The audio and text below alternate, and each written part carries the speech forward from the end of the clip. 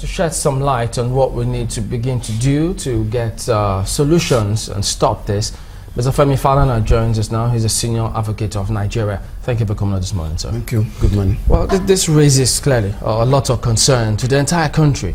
But then the president has also instructed the security operatives to deal decisively with this rampaging herdsmen. Does that raise at least confidence on the part of those who are concerned, including yourself? No, certainly not. With profound respect to the president, we must begin to appreciate the need to govern this country in line with the rule of law. For me, it was very embarrassing that the president had to issue a directive to the Inspector General of Police and the Chief of Defense Staff to maintain law and order in our country. You don't need a presidential directive to do your work. Secondly, it also has to be understood for the opt-in time that the military as an institution has no business whatsoever in the maintenance of internal security in our country. But we've seen lately... No. Please, it is very illegal and unconstitutional for the Chief of Army Staff or the Chief of Defense Staff to be threatening civilians in our country. We are not under a military dictatorship, by the way. It is the business of the police to maintain law and order in our country. It is only when the role of the military, armed forces under the Constitution, Section 217, right, is to protect the territorial integrity of the country. You defend the country against external aggression. But you don't ask a soldier to go and monitor a polling booth or to go and arrest a criminal suspect. Furthermore, in the particular instance, in the case of the attack on Ukpabinimbo community in Enugu State, again we have all forgotten the fact that the community alerted the governor of that state, and this is already in the public domain. The governor summoned a meeting of the Security Council in that state and gave specific instructions that community be protected. So you had information on the impending attack. The Commissioner of Police addressed a press conference and dismissed the whole thing as a rumor and asked everybody to go about his or her normal duty. Again, the attack took place, people were killed, properties were destroyed. What has the government done?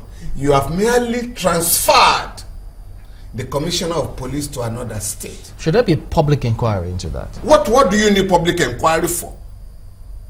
Once there is a breakdown of law and order, you look for the culprits, arrest and prosecute them. In this case, you must start with all the heads of the security agencies in that state. And it's not about posting. A clear case of criminal negligence has been established, leading to killings and destruction of properties. The Commissioner of Police, the Director, State Security Service, and the Army Commander in Enugu, the Second Division, all have to be brought to book, trial. It's not when you transfer the police commissioner to another state, right? What have you sanctioned him? What do we do in cases where, because we had governors, not just now, previously also say, look, we don't command the fly, and they're supposed to be chief security officers of their states? What do we do about that kind of scenario? Again, I would have expected governors, and I'm talking of all the governors in Nigeria, to take advantage of the reckless killings all over the place. And by the way, a lot of hypocrisy is going on. We are simply isolating the killings by herdsmen, right? And I can tell you, I am troubled that the Nigerian army that killed and buried secretly the dead bodies of 347 people in December last year can have the temerity right, to be telling us and teaching us how to protect life and property in Enugu State. The police in this country, on a regular basis, I mean, you all know that policemen kill people randomly in our country, either in detention centers or on the road, what they call accidental discharge. And I have also said this, even in this forum, that regularly, and I have challenged your own station, regularly, criminal suspects are paraded by the police, particularly armed robbery suspect and kidnap suspect. After the parade, they are simply extrajudicially executed. Today, I go to court regularly. I cannot remember when last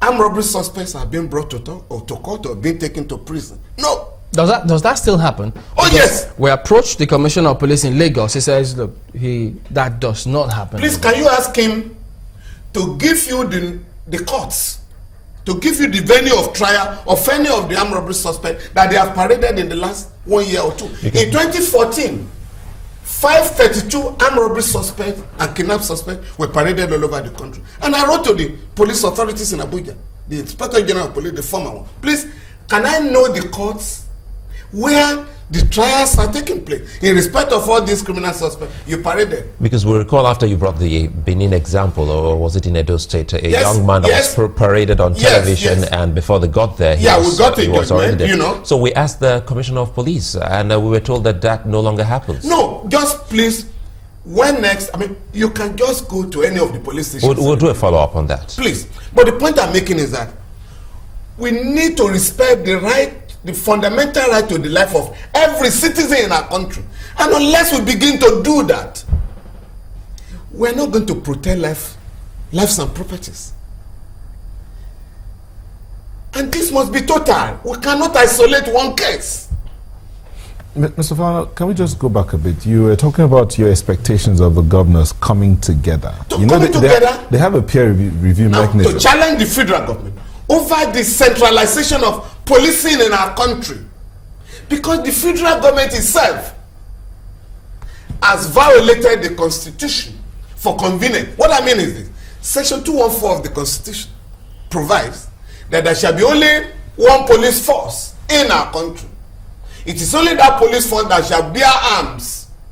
But today, or over the years, in the last 16 years, you have the civil defense corps, even prisons, customs, all of them now bear arms. EFCC, ICPC, all of them. And I was expecting, before now, governors to meet with the presidency in Abuja.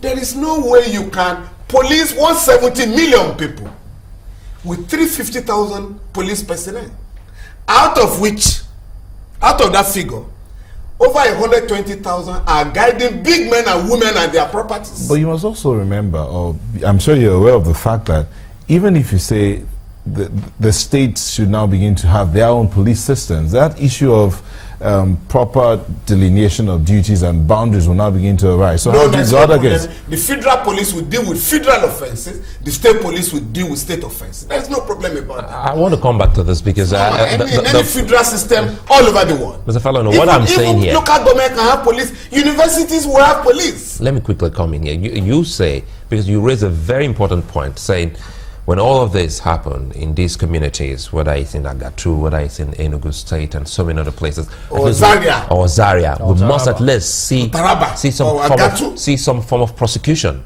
None. In 2011, following the announcement of the presidential election, there were riots in many states in the north and Akwa Ibom State. 943 people were identified and were recommended for prosecution for killings all over the place. None was prosecuted. So when you have a situation where you have official impunity or impunity endorsed by the government, you cannot talk of right to life. Are we helpless? How we are going to help it is for Nigerians taking cognizance of each of these cases to protest not just by going to the street, not to allow any of these cases to go unchallenged. This will interest you. Again, very painful for people like us who are defending human rights. For the invasions, the military invasions of Odi in Bayelsa State in 1999, Zaki Biam in Benue State in 2001, Baramatu in Delta State in 2009, the Federal High Court in 3 separate judgments awarded 166 billion naira against the government for the killings and loss of lives and properties. What will surprise you is that many of the military guys, many of the soldiers involved in the massive violations of the rights of people have been promoted. Is that an endorsement? Of course. None of them has been brought to book. In the case of Zaria, it is the first time in the history of our country, and for me, in any part of Africa, that the government has come out to say, yes, 347 people were killed, and without contacting their families, without any inquiry, we have secretly buried their dead bodies in a mass grave in our country under an independent government in Africa. Let me bring you back to this. Never happened. Nobody, just a minute, nobody has been brought to book. Nobody. An inquiry has been set up to investigate the circumstances. The leaders of the victims who are alive are in detention, locked up by the government. So all those who have gone there to give evidence are the aggressors, the murderers. The alleged murderers. So you can't run a country like that. But what we're advising, we've just, on behalf of the Sarah, we have approached the ECOWAS Corps that the government of Nigeria be compelled to pay 50 million naira in respect of anybody who has been identified to have been killed. I think at a stage the government will begin to sit down and put an end to these reckless killings. Let me then take you